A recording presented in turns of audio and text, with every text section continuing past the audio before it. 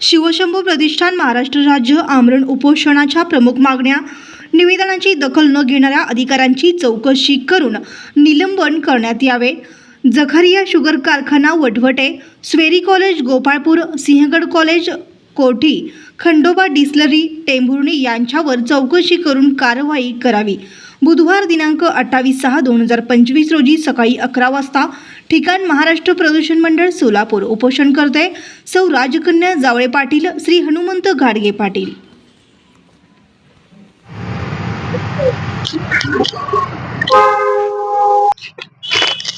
शिवशंभू प्रतिष्ठानच्या वतीने आम्ही 3/6/2025 रोजी प्रदूषण विभागाला निवेदन दिले होते, पण आमच्या निवेदनाची दखल अजूनपर्यंत घेतली नाही.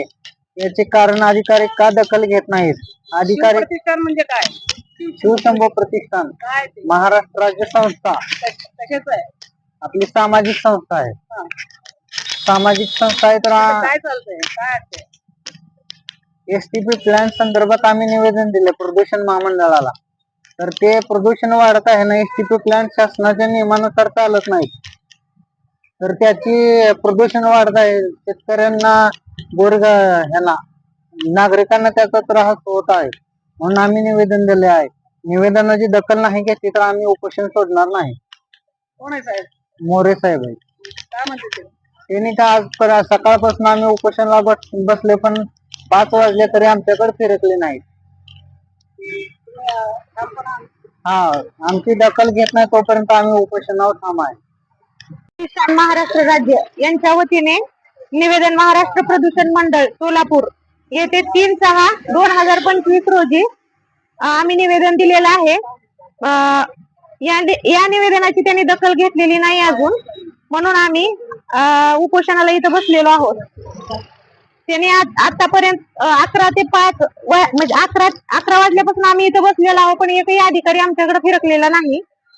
आणि या गोष्टीची जोपर्यंत मोरे साहेबांनी दखल घेत नाही तोपर्यंत आम्ही आंदोलन संपवणार नाही.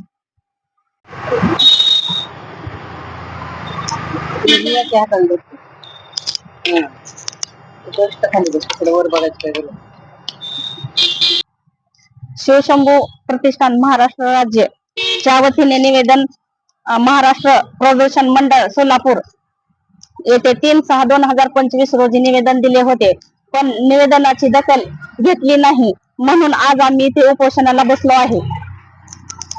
आमचे मुद्दे: सोरे कॉलेज गोपाळपूर, सिंहगड कॉलेज, जखराया कारखाना येथे STP प्लॅन्ट शासनाच्या नियमानुसार सुरू नाहीत, त्यामुळे ध्वनी प्रदूषण वाढत आहे.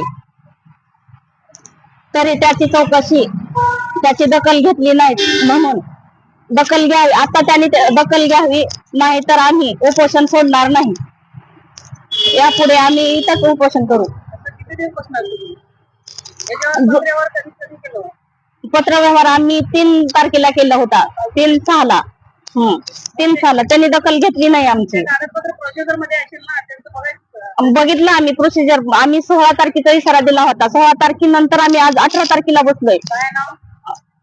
ध्वनी प्रदूषण मंडळ कंट्रोल बोर्ड अधिकारी मोरे साहेब यांच्याकडे निवेदन दिलं होतं. उठणार नाही ठाम, आम्ही उपोषण सोडणार नाही तोपर्यंत.